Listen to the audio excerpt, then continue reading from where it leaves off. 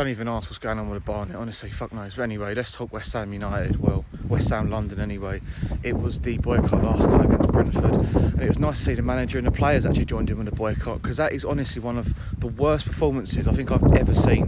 And I thought I was being a bit over the top and being dramatic, but I even see like neutrals and journos were saying that is just one pathetic performance. I mean, starting with the manager, playing the left back, right back and the right back, left back. At one point we had one midfielder on the pitch, and then he makes 3 subs, brings on 3 defenders, and then brings on Guido Rodriguez. I'm like, fuck me. Like, I know it's early doors and we're pretty well known for hounding out managers, but that was just, what the fuck was he thinking? But as I always say, whatever goes on the pitch to me is secondary, because the main thing is getting this ownership out. What they've done to us is nothing short of disgraceful. And I thought there'd be more people boycotting, but then I also thought there'd be more people at the first protest, so I'm not going to go in too much. But there was a few people that went, that tried to get on their high horse, like, yeah, I'm going to support the team. Did you fuck? You just sat there like a plum.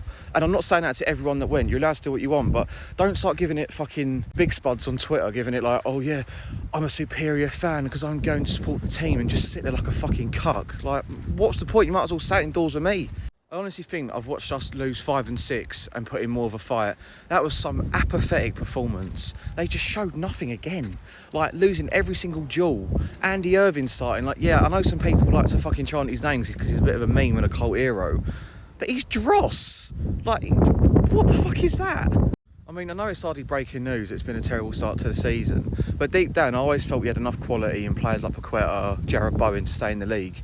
But if they can't put up a fight, that was just pathetic. Like, can you imagine if Leeds were losing 1-0 at home with like 10-15 minutes to go? They'd be giving it fucking everything. They were just half-arsed. That was just like, that's almost worse than getting pumped, because it's almost like, what's the point? It's fucking Brentford. They're not exactly climbing up trees, are they? They should have been about 7-0 up at half-time. We've won 2 home games in 2025, and I know it's still early doors. I think it's like game week 8 or something, but you can't see anything else other than us going down right now. And obviously there's a lot of football to play, and these players have got to put in a performance against Leeds, and I really just don't think they've got the ability to do that right now. I don't know what's going on.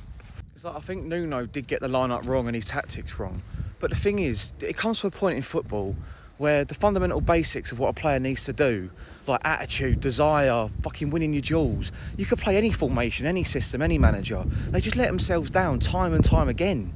And like, yeah, I can sit here and moan till I'm blue in the face about the board, but them 11 players were just dross. Like, absolutely fucking dross, just all go missing. Booed off at half-time, booed off at full-time, half the subs were booed. Yeah, nice one, lads, you really supported the team like you said you was gonna. Honestly, this even a fan base now is just so split. There's just nothing united about West Ham anymore whatsoever. And before his first game in charge, Nuno was giving it, we're going to turn this place into a fortress. And after his first game, at the end of the game, he said in his presser something along the lines of, yeah, the fans are really quiet here. It's like, mate, you just fucking realised, because there's no West Ham supporters in there. Well, no, that ain't true. There is West Ham supporters in there, but they're drowned out by just no marks, tourists, day trippers, people that just don't give a shit about West Ham United.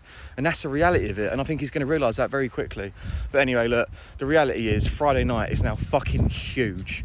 Like, if we get tonked against Leeds, where the fuck's the next point or win going to come from? The players have got to show more. I don't give a shit what 11 players are out there.